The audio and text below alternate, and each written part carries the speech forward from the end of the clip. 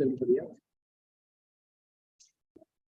So, sit inside in the front row of class. Apparently, two here. Two. Up to 100% in the back. Or didn't we? Yeah, but, yeah. I do it. Yeah.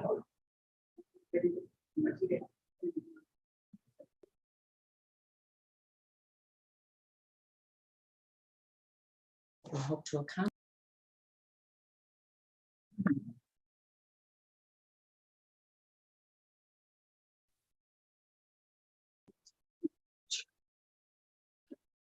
Dave, So you get your car off of it.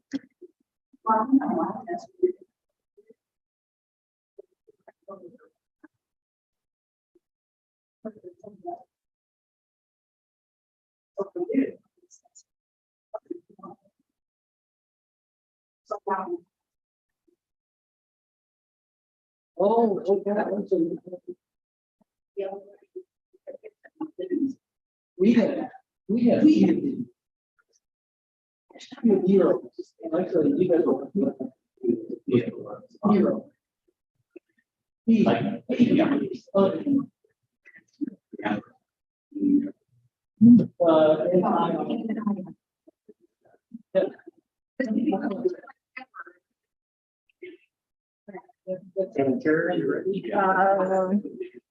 I'm waiting for 9 o'clock, Oh, but I am ready. I had 9 o'clock on the Okay. live screen, but I guess everybody's Okay. clock could be a little different. I've got 8:59. Up to you. Okay, I'm almost Stand and ready. Wait for your Okay, command. okay.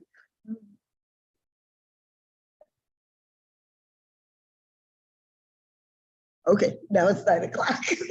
Audio's going on, everyone. Okay, are we on? We have an echo. And some. Okay, thank you. Good morning, one and all. Welcome to today's, I am muted. So we're just using the microphone, is that correct? Okay, okay. I thought, thank you very much. You've been gone a long time? Thank you, Mr. Caius, for being nasty right off the bat. So, good morning and welcome to today's Energy and Environmental Committee meeting. I am Mavis Bates and I am delighted to be here and thank you everybody else for being here. Today being, what is today? Okay, January 3rd, Friday the 13th, Friday, January 13th. This is gonna be really a lucky day. Please take the roll. Alan? Caius? Caius present. I'm just jealous is all. Oh, all right. Patagonia. Thank you. Roth? Roth here. Strathman? Strathman here. Young? Young here. Tarver? Tarver here. Bates? Bates here. Pirog? Tepe? Happy here. We have quorum. Good morning, everybody. May I have a motion to approve the minutes? Madam Chair, I would ask that for unanimous consent for the approval of the minutes from November 18th, 2022. Thank you, Mr. Caius. Any other? I'll comments? second it. Yeah. Thank you. Do we need to No. call roll on the minutes? Okay, thank you. Is there any public comment here or online? Seeing none, we will move on to our report from Ms. Wolnick. Good morning, Jody Walnick, Director of Environmental and Water Resources. I just want to take a minute and welcome the new members to this committee. We're really excited to have you all on the committee, and we thought this would be a great meeting to kick off the 2023 year with a review of the programs we do. So to familiarize the new members at the request of Ms. Bates to our programs. And if you have any questions as we go along, certainly feel free to jump in. We are going to have 4 presentations of the 4 major categories that we do that fall under this committee, as well as the presentation of our annual plan that we've been doing for the last couple years that points towards our directives. So I will begin with the environmental section, which also includes the annual plan. The annual plan has been set forth. We actually have a 3-year plan that's a lot more detailed. If anybody would like to see that, it's about 5 pages long. So we do have the summary of that plan, and this year's activities are included in the packet for you. We always start off with the financial side of things. So for the newer members, many of our activities under recycling and sustainability are supported by the 650 Enterprise Surcharge Fund. This is a fund that received revenue for when the Settlers Hill and Midway landfills were operating that are located on Fabian Parkway in Geneva. The tipping fees that were coming in from that landfill filled this fund up. And since the landfill has been closed, it's been about 15 years, that fund continues to be depleted. So one of the activities when I took over as director was trying to balance that fund to ensure that the money we had coming in was not taking out too much money, that we were going to see an issue in the future that we didn't have sustainable funds for our programs. So as you see in our budget presentation, if you go back to that, every year we have continued to decrease the deficit spending from that fund to try to obtain a sustainable fund where we're working off the interest rate that's coming into the fund and utilizing riverboat funds to make up the difference. And so we're very close to having that fund balanced. And as the interest rates hopefully will continue to increase, that will be of benefit to that fund.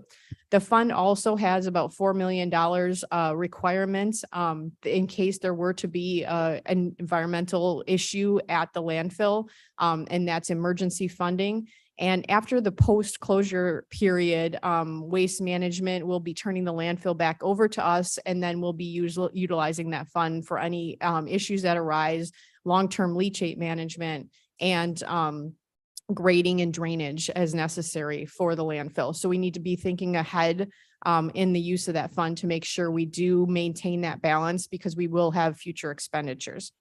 The rest of the report goes through section 1 is our outreach into other committees at the county board level, and those other committees and the activities that fall under those other committees summarized in what activities we'll be doing in the 2023 year. And then we have a breakout of the environmental, solid waste and recycling and sustainability portions for you.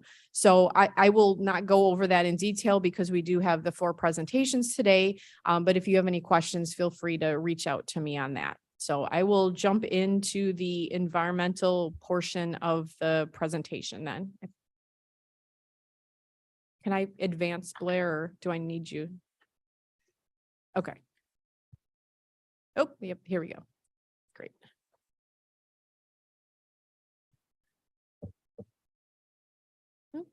So I just wanted to provide the committee, especially the new members, a brief summary of the different activities, the main activities that we do, along with the funds that fund those activities. So when you're looking at the giant budget book, you can kind of see what falls in where. And also the staff members that run those programs. So if you have any questions related to energy efficiency, you can contact Ivy Klee. If you have any questions about solid waste planning, you can contact Claire Ryan, and so on and so forth. So this is a great little cheat sheet for you moving forward. If something comes up or a resident calls you about an activity, you can look up the appropriate staff member to ask those questions of. So I went over a little bit of the detail with the Settlers Hill.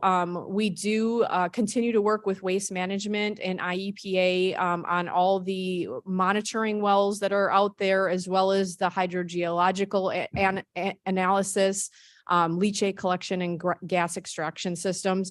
We have a consultant that assists us in reviewing all the reports that come in that are quite large and very technical. And we work with the state's attorney's office and any concerns that might come up. In addition to that, we were specifically involved in the construction of the cross-country course on the landfill that has since been turned over to the Forest Preserve for the operation. However, any issues that arise, we're also there to support them as well. Water supply planning is another large area that I work on that reports to this committee. We are extremely excited in that we have 3 projects that were approved for ARPA funding in fall. These projects we will be working with Illinois State Water Survey, who has been a partner with the county for the last 20 years in modeling our groundwater resources. As you see on the chart that's on the PowerPoint, the black line for Kane County, well, this is just a draft. If our demand for groundwater resources in our county far exceeds, even looking at 3 different scenarios and how you evaluate the capacity of our groundwater supply, our need for groundwater far exceeds what we have available. And so it's actually termed mining the aquifer, in that we're utilizing more water from our aquifer systems than we're replacing. And so we're super excited to have the funding for these 3 programs. We will be working with our municipal partners, our public works directors, and the municipal elected officials to develop a core group to start looking at the sustainability of our aquifer systems. And one of the large challenges that we have is that because that deeper aquifer system is being mined, there is the potential that folks will begin to start looking at our shallower groundwater supply. And we do have some water quality concerns with that, specifically related to chlorides and road salts. And so as part of the program, we'll be doing some additional testing and analysis of 64 wells throughout the county to determine where we sit with the chlorides and future projections of how those chlorides are going to impact that shallower water supply. In addition, we will be setting up 15 monitoring wells throughout the county that will be continuous monitoring. You'll be able to pull up a website and see what those elevations are. And these are mainly focused on the areas where we're missing data in our groundwater model. And then from that, we'll be compiling all that data into a very complex groundwater model. And we will start looking at scenarios with our municipal partners in determining what kind of time frame we're looking at that folks might need to be looking at different supplies. And so that all ties in with, is there potential for Lake Michigan water? Is there potential to utilize some of our existing groundwater resources more efficiently? So we will be evaluating that, that beginning in June of 2023. And that work will continue for the following 3 years. Our next program is specifically water conservation. We do year-round water conservation education.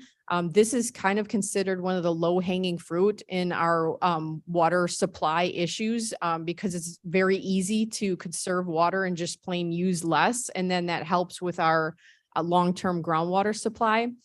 So we do work with WaterSense, and they do provide some educational materials that we're able to provide with our residents. And we do a rain barrel sale to try to reduce the outdoor watering issues, as well as keep on top of the automated watering, smart irrigation, and other technologies that are forthcoming.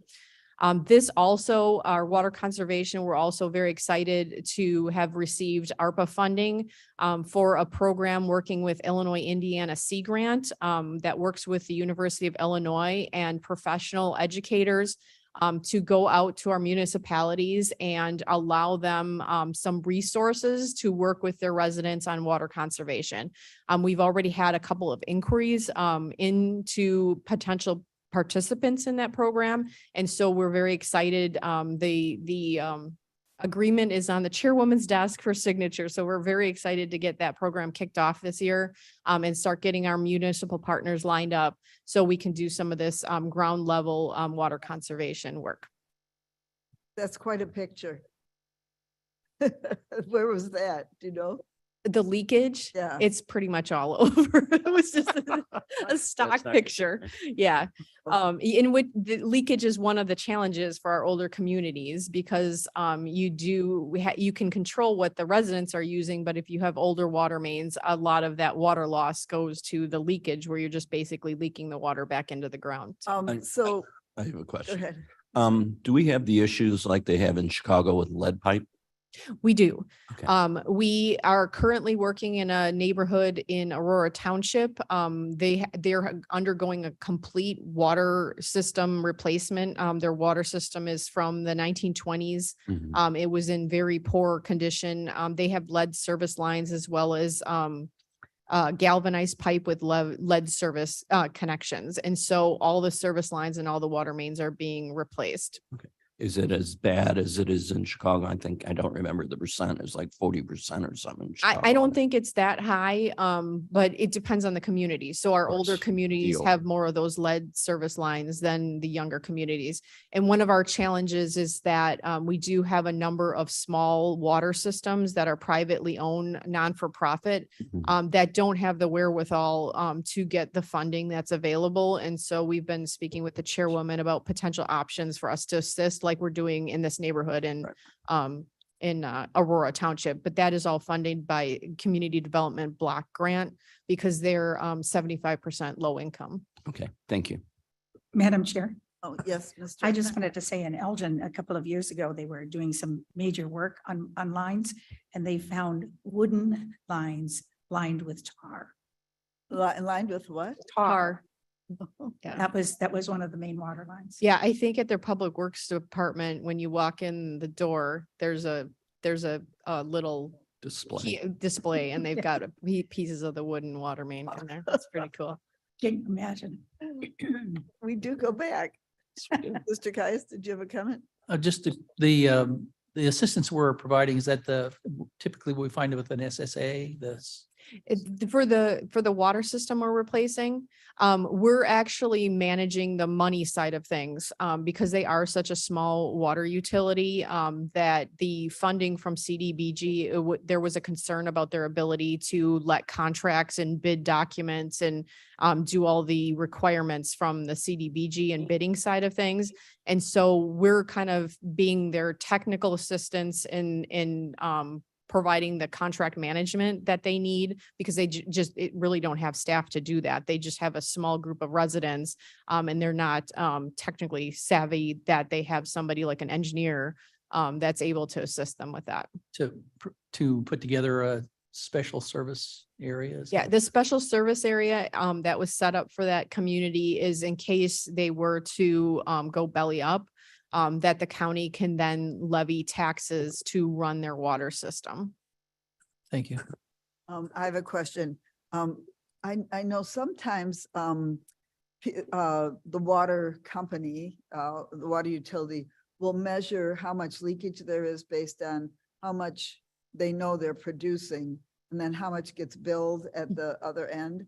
And the difference is the leakage. Are we doing something like that here in King County? I know that some of our communities are, just because it's their due diligence. The 3 communities, Oswego, Yorkville, and Montgomery that are connecting to Lake Michigan water.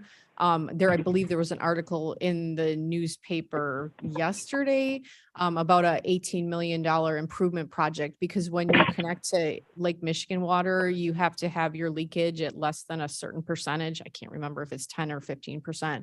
And so they're not meeting that requirement. And so they're going to need to do some infrastructure improvements in their water system to meet that requirement. So Oswego, Yorkville, and what other communities? I said thought it, it was like Montgomery, but Montgomery? I'm now second guessing myself. Okay, so those are taking from Lake Michigan. They're working on that plan. They aren't taking from Lake Michigan yet. Okay. I do have a bad feeling when they start taking water out of Lake Michigan, but do you feel like this is sustainable and is there talk of, is that me? Is there talk of us taking water out from parts of King County to take water from Michigan? That's part of the study that we're going to be working Okay. on with our municipal partners. So I think there's potentially some opportunities there, but it's hard to say without having the data. So you just be really speculating. And they did a extensive evaluation of their options down there. And that's the best option for them. So that's certainly something we want to keep on the table as a potential option. Mhm. Okay. I have another Yes, sir. question. On leakage, do we track across the county the percentages of leakage? We don't. The county has actually no authority on private water systems. So if anyone has a well, the county and or any municipality that has private wells in their municipal limits can't even control if somebody is using excessive amounts of water during a drought. And so during the drought of the early 2000s, what we saw that out in our western suburbs is that there would be a neighbor that was creating a situation where their lawn was so green, it was like a golf course, and the neighbor next to them, they had drawn down their water so much that they couldn't even shower or get a drink of water. And so I know specifically that community had tried to work in Springfield to get some legislation changed because the only other way that that property owner could pursue action would be through the court system. And so they would have had to get an attorney and fight that use of that well. So the fact that we have municipalities and you have water conservation regulations in those municipalities that can be enforced, but then you kind of have this area, a large area of Kane County where you have no enforcement ability on any of those private well systems. Okay. So leakage is not as much of a deal as water conservation is in those areas. And then within our municipalities, like I said, many of them do that due diligence because they're spending money to treat and pump that water that's just going back into the ground. So it's a loss of revenue to them if they're losing a lot via leakage. Okay. And most of them know where those areas of their system are, and they have 5-year, 10-year capital plans to improve those systems. Okay, so no one is keeping a consolidated list of the municipalities. Okay. Ms. Walnick, has there been any discussion of trying to create an ordinance that would control the situation of the green lawns and the, There is no authority under the county code or the municipal code to do that. should there be? That's what the other municipality was trying to work in Springfield to get approved. All right, Correct. so maybe there's an action there that we need to take here in King County that we could initiate. Okay. Any committee always be on the. Always busy. Always busy. Okay. Anything else on the water supply planning? That's too interesting, so we'll move on. Okay, so I think this is the last slide I have, is our watershed planning. And Mr. Linky, Rob Linky, I'm sure you will meet him. He's done some great presentations about the history of the Fox River and the dams on the Fox River. He's very involved in the Fox River Study Group. He's one of the board members there. He's also involved in all of our watershed groups and helps them with 319 grant assistance as well as technical assistance. He is fantastic with GIS systems. And so he's put together a lot of mapping for them because the watershed groups don't have a lot of funding. And so assisting them on a technical basis is really helpful to them. And then we also do provide property owner guidance on permit requirements for any kind of property owner that wants to do stream stabilization or improvement projects. So one of the big items we have under this coming forth in 2023 is the removal of the Carpentersville Dam, which we'll be tracking. And there's a lot of water quality data testing that's been done by the Fox River Study Group upstream of the dam and downstream of the dam. And then they will continue to do that, and that will be fed into the model. Ms. Walnick, are there any other dams planned that we're looking at to remove? Yeah, I know the North Batavia Dam is one that they're specifically looking at. The city of Batavia had several meetings last year with different scenarios in regards to that dam. That's the next one I kind of feel is going to be potentially moving forward. And IDNR does have more funding now to assist communities with making decisions on those dams. Okay, what about Montgomery? Is that in King County? The That Montgomery is, Dam? that is in King County. Part of it is because it's my district. Yeah, is the Kane and Kendall. yeah, does the dam though fall? I think the dam falls in Kane County. I think it's ours. Yeah, Okay, I'll check on that and I can get back to you. Montgomery Dam, North Aurora Dam? Yeah, that's the North Aurora Dam is considered one of the more dangerous dams on the Fox River. And so I know they're potentially looking at some modifications to that as well, but I can get a full update from Mr. Linky on all the dams. I assume the Aurora Dam can't come out because it's kind of so much part of they're holding up the buildings. I don't know Well, about that. I don't mean, we don't have to. Watch that casino, right? Okay, we can move on. Any other questions? Okay. Oh, Claire. All right.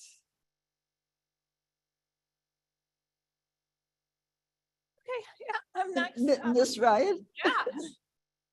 Let me grab my microphone here. Okay. My name is Claire Ryan. I'm the county's recycling coordinator for just over a year now. And I'm just going to give you a very quick introduction to our work regarding solid waste planning and our recycling program. So solid waste planning, it's actually a state statutory requirement for every county to have a solid waste management plan and to update it every 5 years. We are currently working under our 2020 solid waste management plan. The cover right there, I smile every time I see that big green rethink. I do encourage it, you know, it's a much more detailed document than I'll be able to get into today, but I do encourage all members of the committee to give it a look.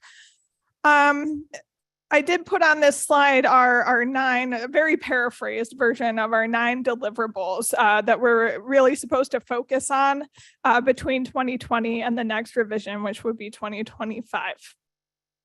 So one, I'll just go through these very quickly, but one is to start more regional dialogue on circular economy, which is circular economy is the kind of a new way that people talk about recycling. It's essentially recycling and reuse and repair is trying to keep your natural resources that go into making stuff, like everything, even these plastic things are made from things that came from the ground at one point.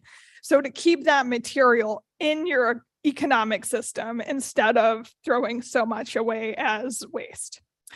Our second deliverable there is a data-driven targeting of outreach and education efforts. To some extent, a lot of our outreach and education has not been very specific. It's a little bit scattershot and meant to apply to the entire county. The idea here is that we might focus a little bit more on some of the municipalities that are we have data that shows they're below the county average in terms of recycling and diverting material from landfills. So we might want to work with them a little bit more than necessarily ones that are doing much better. We want to improve hauler data on business and institutional waste and recycling. We're allowed to take these data-driven approaches mostly because we get good data from our private sector haulers. And it is much more detailed. What we've been receiving for the last 15 years is much more detailed on the municipal side than it is right now on the commercial side. So working a little bit there. We'd like to explore the feasibility of expanding opportunities for food scrap composting, specifically through potential drop-offs at the recycling centers. We're going to continue to aim to meet our SARA, that's the Consumer Electronic Recycling Act, convenience standards, more and more through having permanent centers versus events. I'll talk about that more in just a moment. Increase the number of textile recycling locations, seek ways for residents to conveniently recycle a broader range of hard to recycle materials. So the things I'm always getting phone calls about. Develop short videos on recycling and waste reduction and pursue funding. Jody mentioned the 650 fund earlier. We want to pursue grant funding as much as we can to continue and expand our programs. So just this year, I would say I'm focusing most on the first 2 and the last 2. Just a bit about our program. So I mentioned earlier the SARA, the Consumer Electronic Recycling Act. Kane County since SARA was passed in, I think it was 2017, we have opted to participate. It's not mandatory, but when you do participate, you have to follow a convenience standard, which is based on your population. So in Kane County, that means we have to have either 4 drop-off locations for electronics, or we can also hold 4 electronic recycling events per drop-off that we don't have. So this year we anticipate having 3 locations that would be considered permanent drop-offs and also a monthly pop-up, which, we can't consider the pop-up a center, even though it's in the same place every time. It's really 12 events. But between the 3 centers and the pop-up, we're more than meeting our convenience standard, which is what we aim for. All our events and electronics, all our events and drop-offs, obviously, except those household electronics. But eWorks, our partner who essentially runs those sites and does all the recycling of the material that comes in, or at least brokering of it, has also added cardboard, books, shredded paper, bulk paper, textiles and shoes, scrap metal, and aerosols to many of the sites. Honestly, to make ends meet economically. The electronics, as you probably know, have gotten smaller and smaller and smaller over time, and it's a weight-based game. And every time they get smaller, the amount of actual valuable material in them, the gold, platinum, palladium, etc., decreases. So it's not the number of computers, it's the size of the computers. It's the size and the amount of valuable material in them. Yeah. So there's our map of centers. The county operates 2 permanent ones, one up in West Dundee, where we essentially rent the location from the village. It's at their Department of Public Works, and one on Fabian Parkway in Batavia. That's the only one on county property. We're kind of lucky, so we got to take credit under SARA for LRS's e-waste site out in Elburn. They do all the work for it between them and eWorks, but we still do get to count it because it is open to the public. You don't have to be an LRS customer necessarily to use that. And then our pop-up event is at the Ace Hardware on North Lake Street in Aurora. Obviously, much credit to the property owner for letting us use it, and Vet Tech, a nonprofit based in the area, is helping us kind of in communications with the city as well. I like that picture. You managed to get the Ace Hardware site in there. Are they donating that space to us, or do we pay them? Yeah, I mean, it's an underutilized parking lot. Essentially, we're in a spot that no one ever parks in, so they're just letting us use it. Yeah. Madam Chair, I have a question. Yes, sir. Have we looked at, like some corporations will have occasional pop-ups?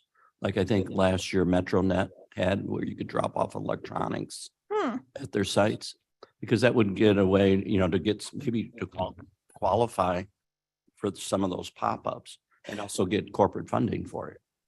I guess in order for us to count them, they would have to be using eWorks as their recycler. Okay. I generally have been happy to work with anyone that wants to hold an eDrive. I'm actually have 2 in the works right now with they're public entities, though. Library System up in Dundee, and then the Geneva Park District. Okay. I mean, I'll dig up that original announcement last year and maybe pass it on, because that's an opportunity to get outside funding to pop it We like and get credit for them. Yeah. Okay, thank you. In addition to the centers, we do have events throughout the year. And we've been trying more and more in recent years to focus on materials and services that we don't provide at the centers. So confidential document shredding, we always take shredded paper that people have shredded at home at the centers, but we don't provide the shredding.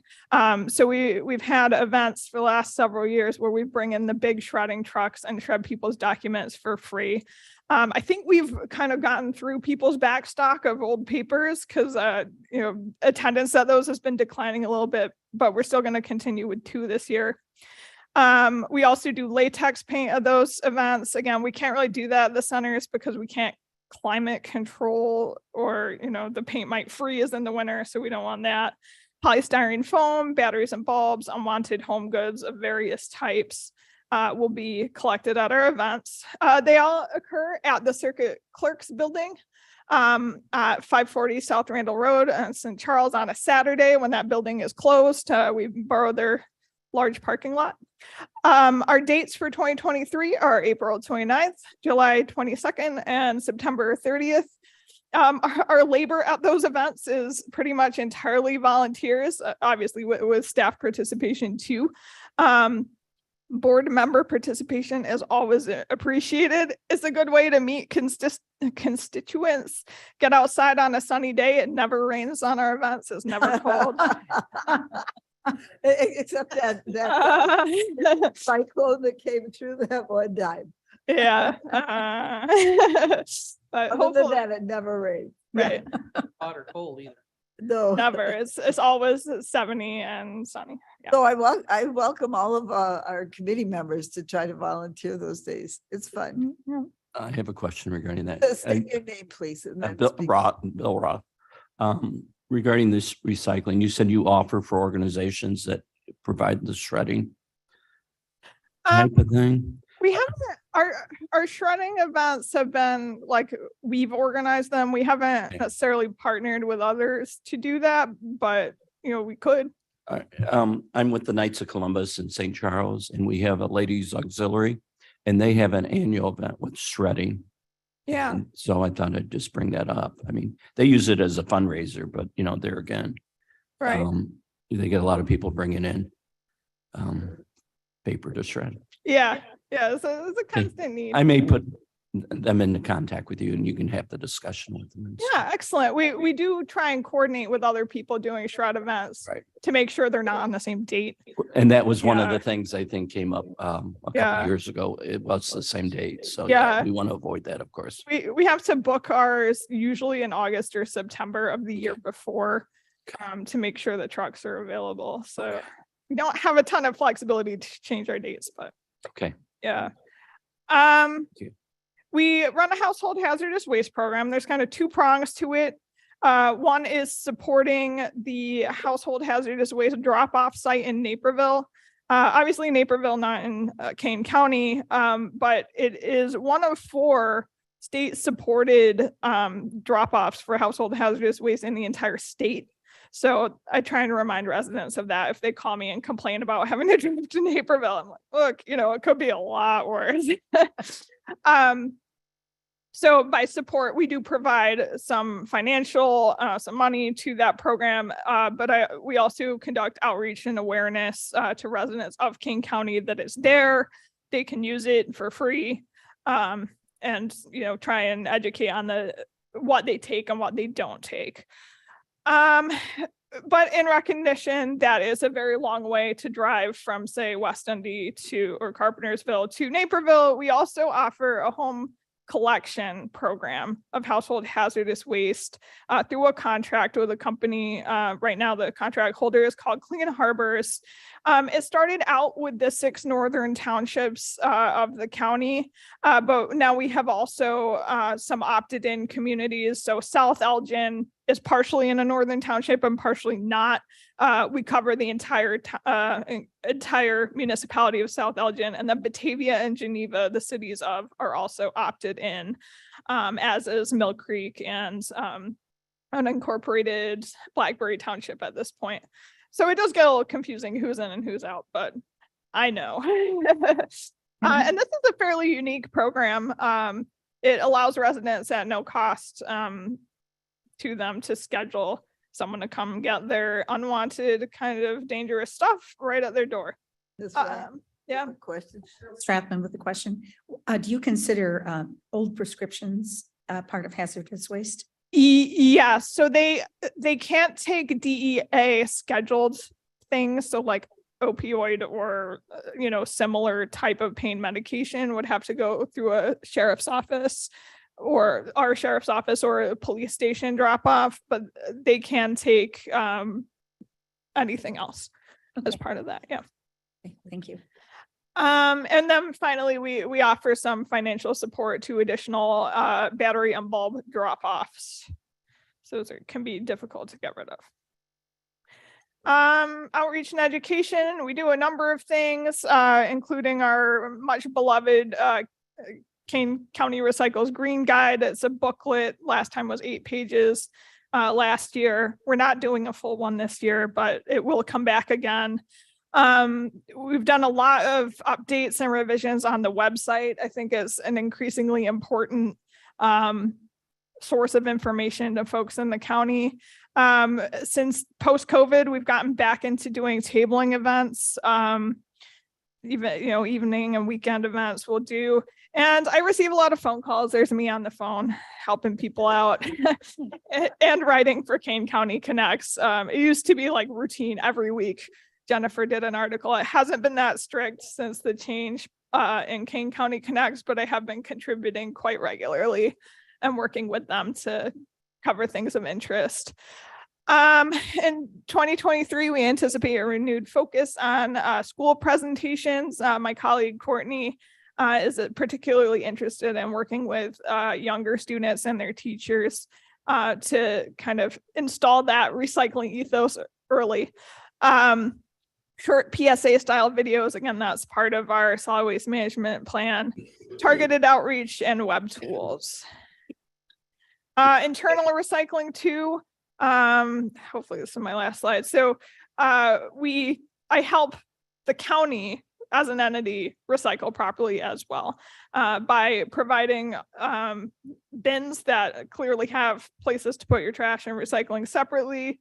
We're working with building management on plans to demolish buildings at the old sheriff and judicial complex, Fabian, actually right behind our recycling center. And we also have those battery boxes to help collect the batteries that are used in the course of county business. There's one in my office. I think there's one on each floor of this building. And something that's definitely on my radar is I know we're due to rebid the county property waste hauling contract this spring. Currently Waste Management holds it, but in the future, who knows? My job will be, I guess, to make sure that we have a strong contract that's protective of the county's interests, but also includes robust recycling. Madam Chair. Yes, Ms. Strathman. Cheryl Strathman again. I want to thank you for arranging to recycle or to collect all the political signs. Oh yeah, that was a It's good one. fabulous. We have a trailer at our house and we probably took 1,200 down to the county site to recycle. Well, we want to thank you for doing that. Yeah. Yeah, it was quite a sight, but thank you for doing that. Yeah. I anticipate we'll do that next election too. Thank So there was all wins, no losses. So, and just final point of note, we in the Mill Creek Special Service area, we bid and manage their hauling contracts. We recently added all of unincorporated Blackberry Township to the existing contracts. A lot of Mill Creek is Blackberry, but there are also other areas outside of Mill Creek, and they've been added. One cool thing that really Jennifer would deserve the credit for this, but we experimented with new service options such as adding ride-along food scrap composting so people can put their veggie food scraps in with their yard waste. And we're seeing that incorporated into newer hauling contracts all over the county now. And we kind of help LRS message that to the customers. It started with advanced disposal on our previous contract. Just updates coming soon to a mailbox near you. I mentioned we're not doing the King County Recycles Green Guide. We are sending a postcard. That's what one side of it looks like. The other side has our events information. there'll be a QR code to the website.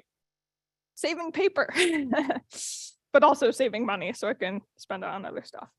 And then a soft pilot we just added to Fabian Only is the collection of obsolete media. By soft pilot, I mean we haven't done a giant press release to announce it because the route that it's going is honestly into like buy, sell, trade groups in the area, and I don't want to inundate them with like 20,000 items all at once.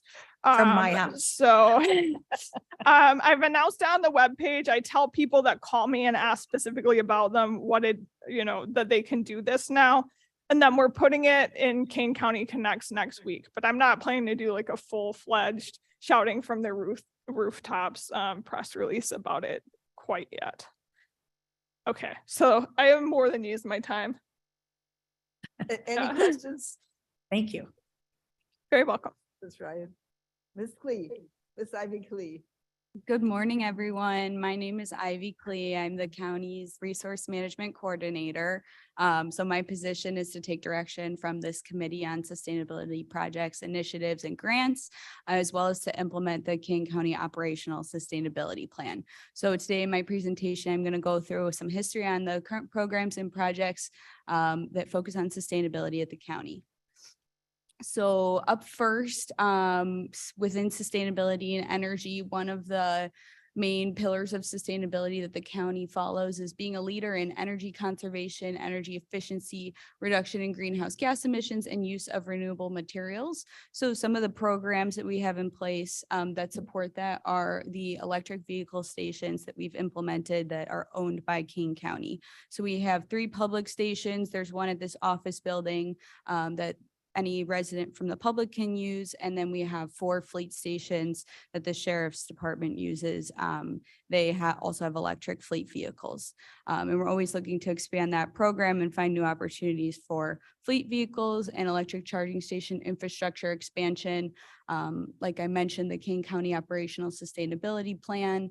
And we also did implement a green building policy. So working on implementing that in any new construction or renovation, large renovation projects, making sure those projects are focusing on green building policy principles. Ms. Klee, are we charging now at our stations? Yes, so as of a couple months ago, the charging station located at this office building is not free anymore. It costs 15 cents per kilowatt used. And then we also do have charging in place at the courthouse station. There's another station at the health department, and that one is not publicly, or that one is free, I believe, because I believe there are, the health department does have a vehicle Okay, that they use that for. thank you. So another main focus within sustainability is fostering public awareness, education, and support of sustainable practices throughout King County communities. So to support that goal, we have a no idling policy and lots of signs that we've put up to kind of create a campaign and educate residents on not idling, air pollution. We do also have energy efficiency. We promote energy efficiency programming and any incentives that are available at any current time to residents and help them understand what they can take advantage of in their home. And then we do also have the Grow Solar Chicagoland program. So we partner with the Midwest Renewable Energy Association and the Citizens Utility Board on this program. It's really great. It's a group buy-in program that allows education and participation from residents across, I believe it's 7 counties within Northern Illinois to participate in a group buy program for solar. Provides a lot of education, a lot of outreach. It's a great program and it's been successful. I think we've been participating since 2017 or a little bit before that. Additionally, facilitating the siting of smart grid technology, renewable energy infrastructure to increase energy efficiency and reliability from the electric supply is something that the county also focuses on. So solar projects, the county first implemented a solar project at the animal control facility building. After that project last year, the county implemented a 2 megawatt solar field at the Judicial Center. So that project is currently still being constructed. The finalization date, I believe, is summertime of this year. This is a larger solar project than the animal control facility building. It's going to cover 45% of the Judicial Center's electrical needs and save lots of money on utilities. So Ms. Oh, Lee, mhm. have any of the solar, the posts are in? Yes. Have any of the solar panels been installed yet? Not yet. So I have some updates later in my presentation, but as of right now, they're waiting on some electrical gear that's not going to come until April. So I don't believe they're planning on installing panels. There'll be a lot of progress once the electrical gear comes in, but there's just long lead times, longer than they anticipated. They don't have control over it whenever it comes in the mail. But one of the benefits and advantages that we have in signing our contract. Microphone, please. One of the benefits that we have in signing our contract way back when, has it been a year, I suppose? Almost, I believe it was September of 2021. is that we're not being hit by the inflation, correct? We have, And from what we've heard from the solar company, we're working with GRNE Solar. In signing the contract when we did, which I believe was September of 2021, they were able to put in orders for all of the equipment. There's been extreme delays in that industry with being able to acquire equipment and the lead times for getting those equipment. So they've, it was a good thing. it was a very good Yeah. thing. Good. And then additionally, we do also have a green electrical aggregation program for unincorporated residents within the county. So the program in the past was electric aggregation. This year we have a contract that is for green power. So we provide green power as part of the contract at no additional cost to residents. Excuse me, I have a question. This is David Young. Uh-huh. What was the cost of that installation at the Judicial Center from start to completion, which will be this summer? So there's no cost to the county. The Judicial Center solar project is a power purchase agreement with the solar company. So the solar company is the owner of the solar panels of the solar fields. The field produces electricity, and then the county will purchase that electricity directly from the solar company, which allows the company to take advantage of the tax incentives, whereas the county would not be able to do that. So there's no cost to the county. There's only financial savings because we're purchasing the energy directly from the solar company and it's solar power as opposed to what's on ComEd's grid. Okay, so what's the difference in the cost per kilowatt hour and what's the name of the company that was contracted to do this versus, I'm curious, what's the cost savings of, let's say, ABC solar panel company cost per kilowatt hour versus ComEd? So initially, when we were looking at implementing a solar project, we went out to bid for an RFP to get different solar companies on site at our Judicial Center. And they took a look at 3 different sites and took a look at how the process of constructing a solar panel field or array would look on each of those sites, and then what the savings would be. So this company that we currently are contracted with, GRNE Solar, had the largest savings. We haven't done an updated savings, but when we signed the contract, I believe the savings amount it will be $5 million over the course of 25 years, which is what the power purchase agreement contract is for. And what is our per kilowatt hour? Is it still 3.5 cents? It's slightly above, as we had some additional costs. So there was flexibility in the power purchase agreement. So I believe we're at 3.6 cents per kilowatt hour. So And if you were at the admin committee meeting, our new contract, that was just approved was 4.8 cents 4.8 cents for the, for 2 years out at the Judicial Center through Constellation. okay, so you can see that our savings will be almost 25%. Yep. About 25%. So Okay, you're saving about 1.5 cents per kilowatt. Correct, under the current contract, but as that contract fluctuates, we'll continue to update the numbers for the committee.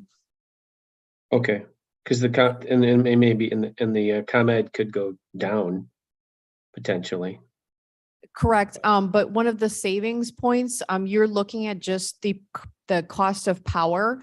We also, when you're calculating that $5 million, it's actually the cost of delivery too. So, what we're giving you are the numbers for the power purchase.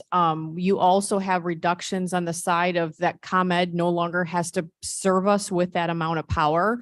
And so that other side of your bill goes down as well. And so when we're calculating the $5 million, it's the cost of the power as well as the cost of the delivery that we're saving money in. because this is a Microphone, please. behind the meter. Microphone. This is called a behind the meter system.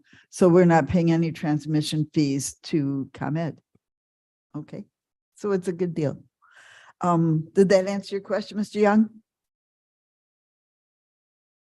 Yes, thank you. Okay, you're welcome. Any other questions? Ms. Clee, back to you. Thank you. So next, I'm also going to touch on the National Pollutant Discharge Elimination System. So Jody talked a little bit about water conservation. This is also something that I do in my position at the county. So the county holds a NPDES, National Pollutant Discharge Elimination System, MS4 permit that stands for Municipal Separate Storm Sewer System.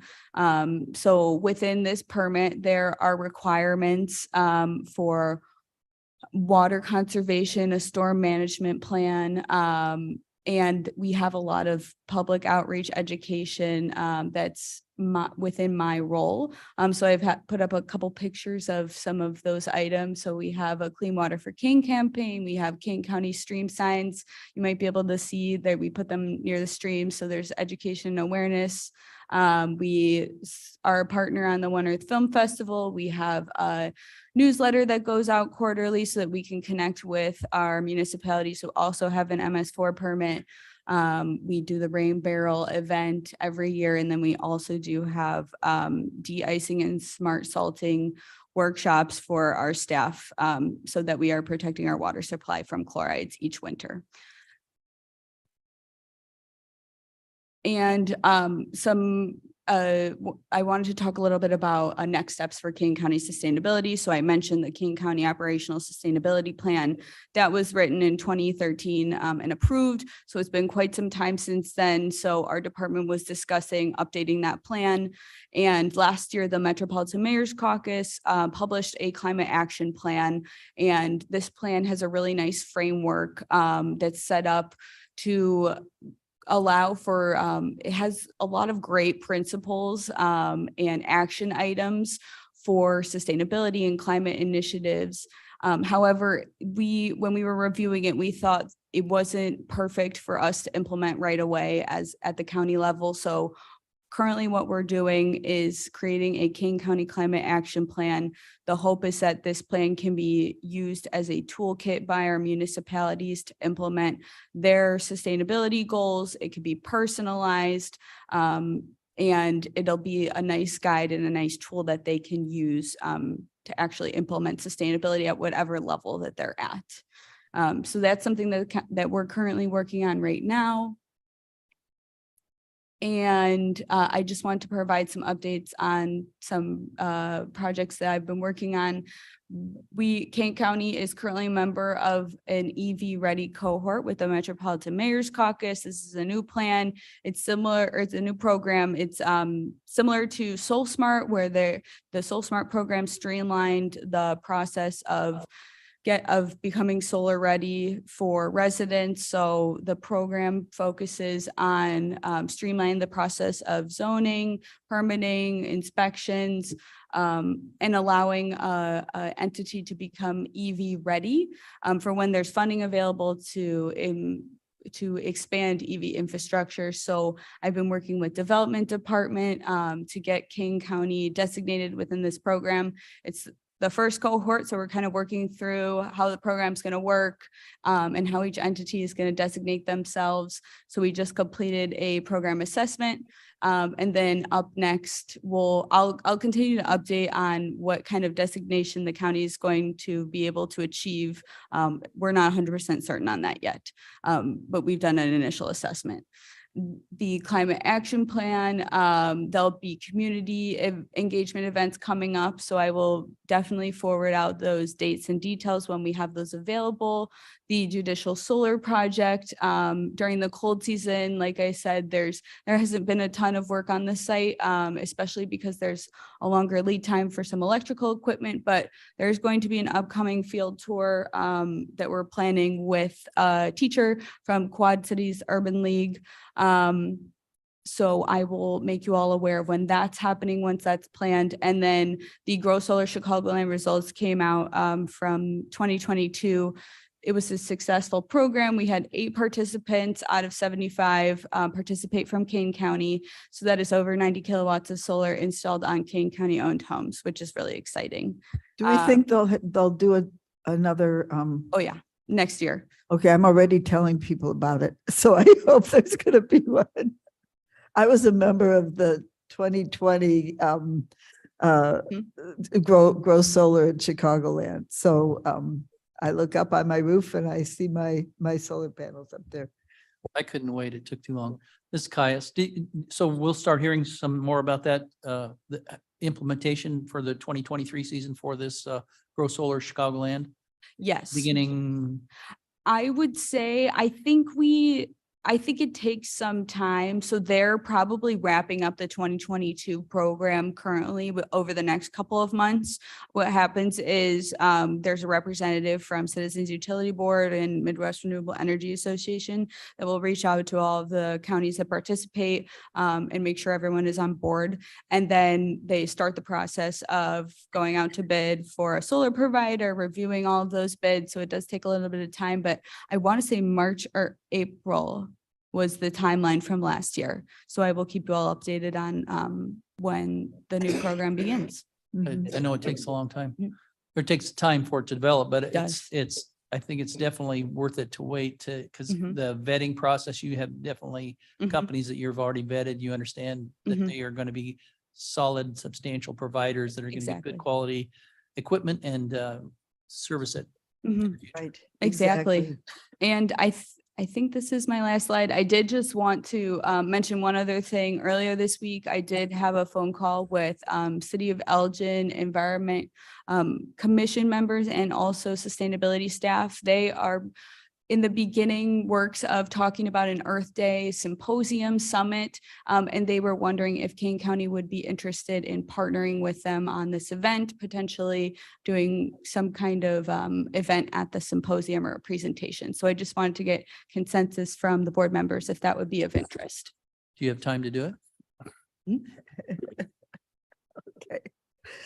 Mr. Roth, did you? I Okay, disagree so that's a with that, thumbs too. up. Yeah. Okay. And that's the end of my presentation. Please let me know if you have any questions and feel free to reach out to me. Thanks, Ivy.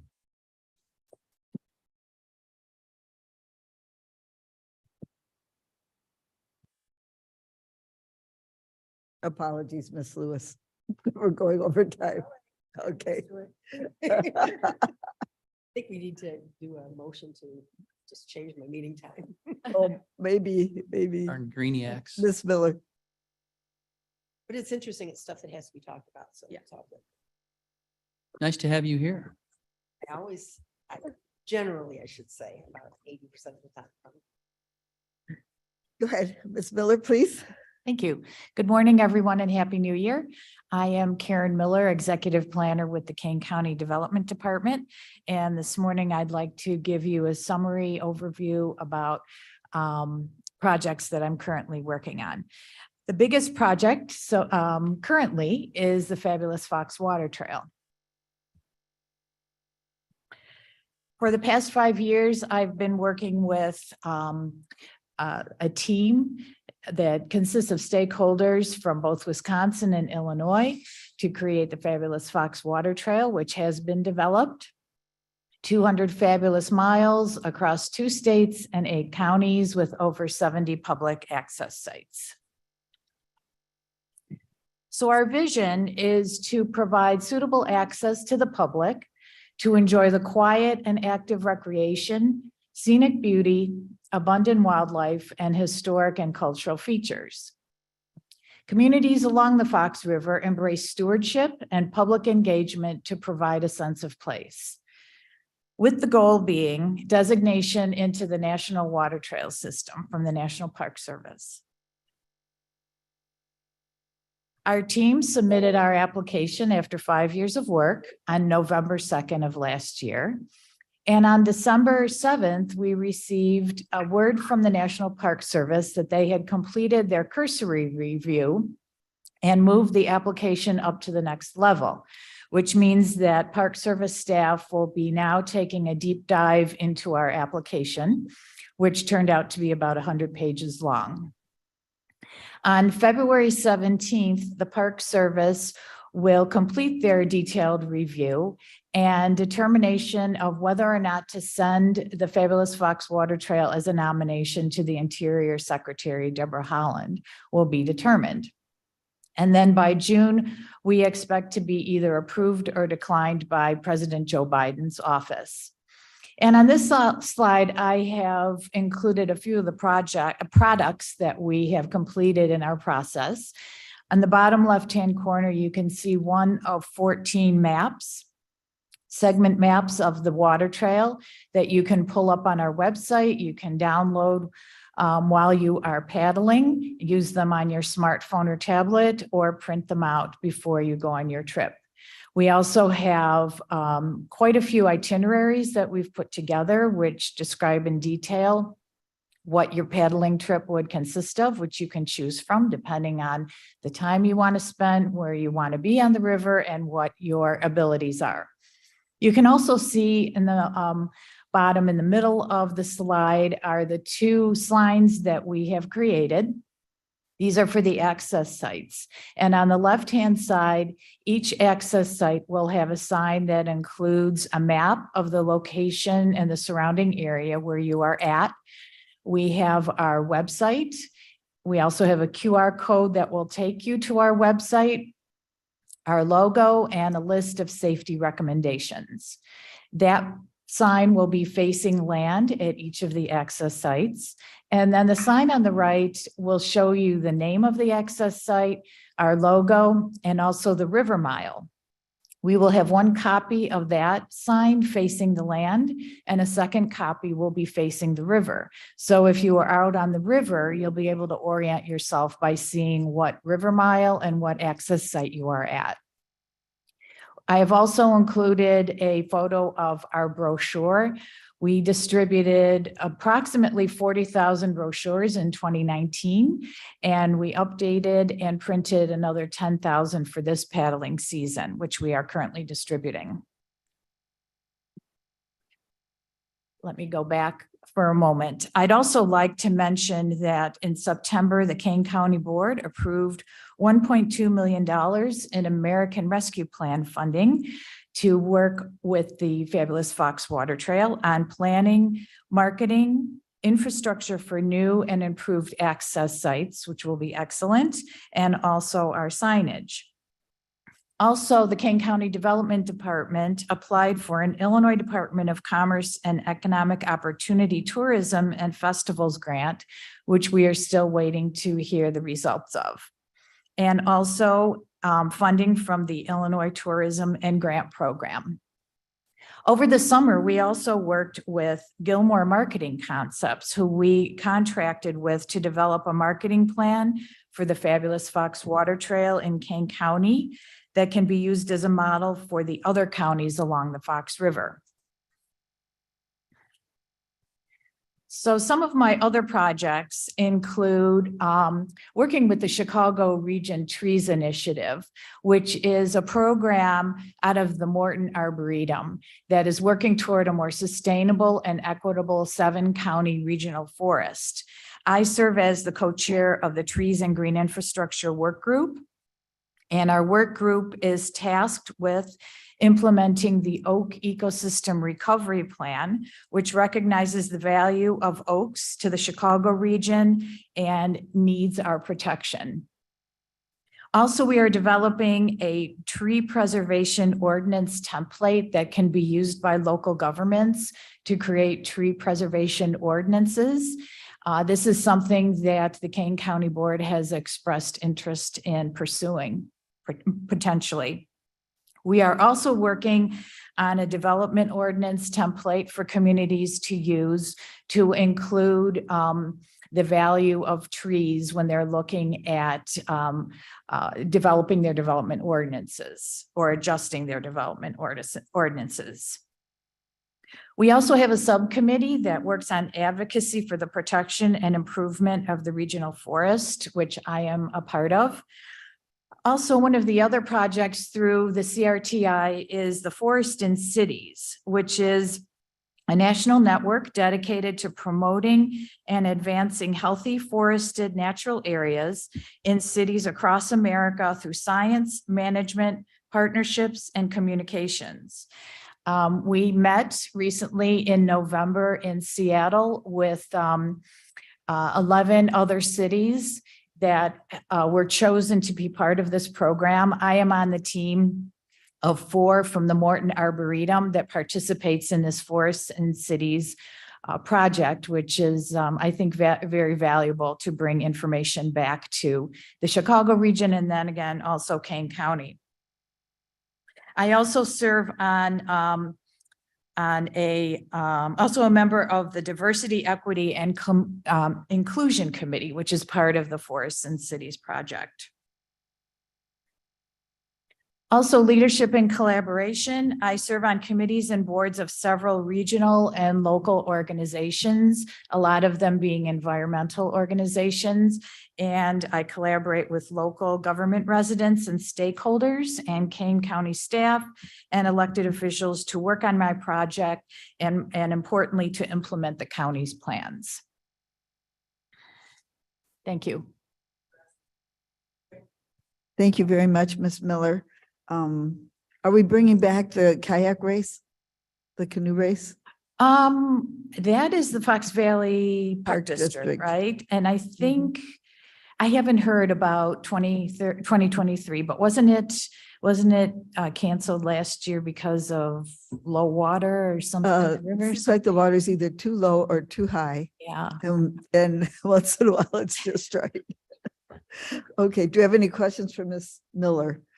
Okay, I think, let me check my agenda one more time here. Thank you so much for all of our, from all of our presenters. Is there any new business that anyone wants to bring forward?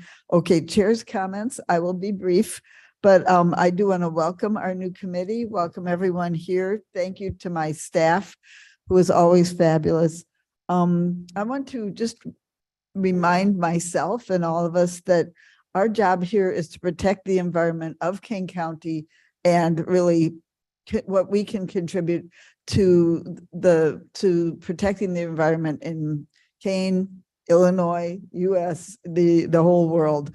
So we will have a lot of work to do this year. I want to make sure that that the E&E committee is vital and exciting and moving forward. And with our fantastic staff, I know we'll be on our new committee. I know we will take seriously our need to educate and maybe even a little enforcement. So thank you for coming today, and we'll see you next month. Ms. Lewis? This might have been new business. I just wanted to mention that the St. Charles Park District is doing a series on the Fox River. And it Oh. starts next Wednesday and they're at the Baker Community Center. And next Wednesdays, it says they're discussing the ecological, recreational, historic and economic perspectives of the Fox River Dams. And then the one after that, they're doing Pam Otto, who we all know and love because she has really great perspectives on birds and cute things. And she's doing the one after, but it's pretty relevant to this committee and also to jobs. Because Great. the Fox River is so important to us. So Well, just, this- I can forward this if anybody is interested. Please. I'd Okay. be interested. Okay. I'll Is that forward it to you guys. posted maybe, Ms. Miller, or some Kane County Connects? Yes. Would that be? Okay, you know what? I will send it to Julie Mann because it starts next Wednesday. Okay, Okay, you for that perfect. comment. And I'll send it to you guys. okay, may I have a motion to have the reports placed on file? Roth makes the motion. Roth moves, Kai second. Caius seconds. Allen, Ellen, I. Caius, Caius, yes. Roth, Roth, yes. Strathman, Strathman, yes. Young, I think he left. Tarver, Carver, yes. Bates. Bates, yes. Okay, thank you. But there's no executive session needed. And so I would entertain a motion for adjournment. Roth makes the motion to adjourn. Roth moves, Kai second. Caius seconds, all in favor? Aye.